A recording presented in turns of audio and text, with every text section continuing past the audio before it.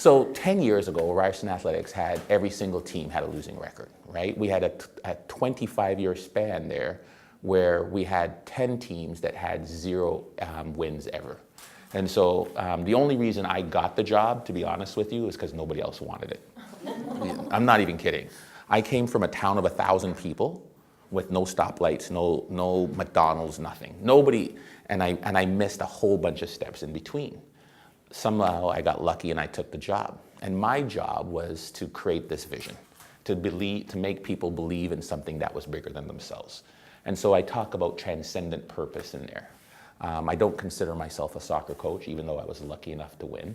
I do this exercise that I think you've done it before, where it talks about finding your purpose, because I link transcendent purpose. When organizations are clear about what their purpose is, and individuals' purpose are equally identified, when they're in alignment, your organization and you become high-performing individuals. Yeah, and I'll bring 5 or 6 people onto the stage, and I'll give them this little object. Sometimes it's a ball, sometimes it's a remote control, usually, if I remember, it's a ball, and they have to pass it around in this pattern, right? I said, pass around across to each other in this pattern. And it's like, yeah, 18 seconds, excellent. And I have the stopwatch going on there, and they stop, they see it, yeah, and they get ready to go back. Okay, is that the best you can do? And they're like, no, we can do better. Some people are like, yep, that's it. So I think, come on. They bring themselves back and they do it faster, right? And they do faster and faster. And my job is to keep challenging them, right? And every time they say, yeah, that's pretty good. And I said, well, I think I know a group that's done it way faster. And I usually just beat them by saying, well, we can beat that. And they come back.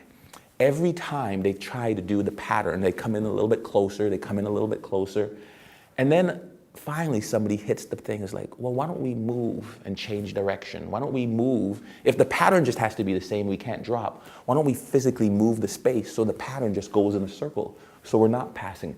And they problem solve, right?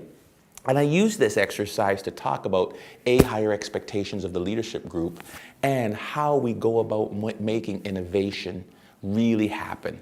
And again, sometimes you can talk about it, you can talk about doing things differently, but it was about, for me, it's about linking the words of innovation, paradigm shift, doing things differently, not just faster and harder and harder. That was when I do that exercise, people always talk to me about how that was their moment, right? And when usually they start at some high number, and I always give them a number of under a second, and it's like, absolutely not.